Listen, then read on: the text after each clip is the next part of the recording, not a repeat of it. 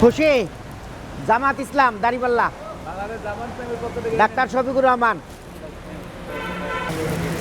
আপনার জন্য পাঞ্জাবি দোয়া করবেন। দাঁড়িপাল্লা তুমি কিনবা? ঈদের পাঞ্জাবি কিনছেন? দাও, জামাতের পক্ষ থেকে দিলাম আমরা। ডাক্তার শফিকুর রহমান, নুরুল ইসলাম বুলবুল এমপি, আমাদের মহানগরের আমির এমপি হয়েছে। ও কত সুন্দর পাঞ্জাবি। ঠিক আছে, দাও, দোয়া করো আমাদের। আচ্ছা জি, আসসালামু আলাইকুম। বাংলাদেশ জামাত ইসলামী, জামাতের পক্ষ থেকে দাঁড়িপাল্লা একটা লুঙ্গি তোমার ঈদের জন্য দিলাম। ঠিক আছে, ঠিক আছে। হ্যাঁ, প্রমাণ করতে হবে না। ঠিক আছে, নামাজ পড়ে দোয়া করবা। ঠিক আছে, ঘুমান। সম্মানিত ঢাকাবাসী, আসসালামু আলাইকুম রহমতুল্লাহ বারাকাতুহ। আমরা পবিত্র ঈদুল ফিতরের দিকে এগিয়ে যাচ্ছি।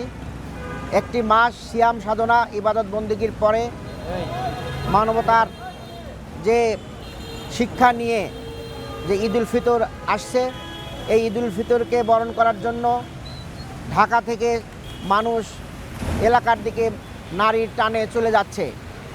কিন্তু কিছু মানুষ, তাদের ঠিকানা নাই। তাদের ঠিকানা হলো এই মেট্রো রেলের নিচে, তাদের ঠিকানা হলো ফুটপাত। বাংলাদেশ জামাত ইসলামী একটি মানবিক সংগঠন।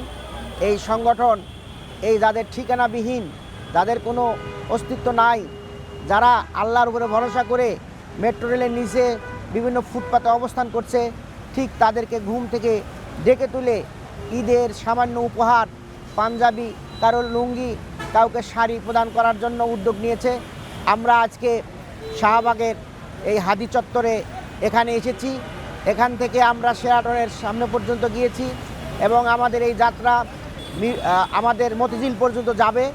আমরা এই অসহায় মানুষদেরকে ঈদের হাসি ফোটানোর জন্য সামান্য কিছু উপহার দিচ্ছি।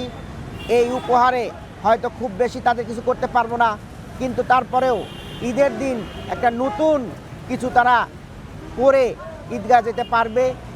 কেউ লুঙ্গি, কেউ শাড়ি, কেউ পাঞ্জাবি পরে ঈদগাহে যাবে, এটাই আমাদের উদ্যোগ। আমরা এই উদ্যোগ নিয়েছি শুধুমাত্র আল্লাহর সন্তুষ্টি অর্জনের জন্য এবং মানুষের প্রতি ভালোবাসার জন্য। আমাদের এখানে কোনো রাজনৈতিক উদ্দেশ্য নেই, একমাত্র আল্লাহর সন্তুষ্টি এবং মানুষের প্রতি ভালোবাসার নিদর্শন স্বরূপ আমরা আজকে গভীর রাতে মানুষের পাশে এসে দাঁড়িয়েছি।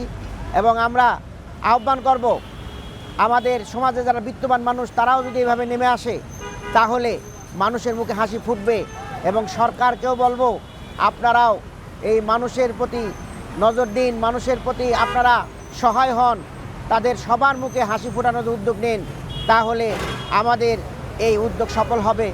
আমরা দেশবাসীকে সবাইকে ঈদের শুভেচ্ছা জানিয়ে আমার কথা এখানে শেষ করছি। আল্লাহ হাফেজ। আসসালামু আলাইকুম রহমতুল্লাহ।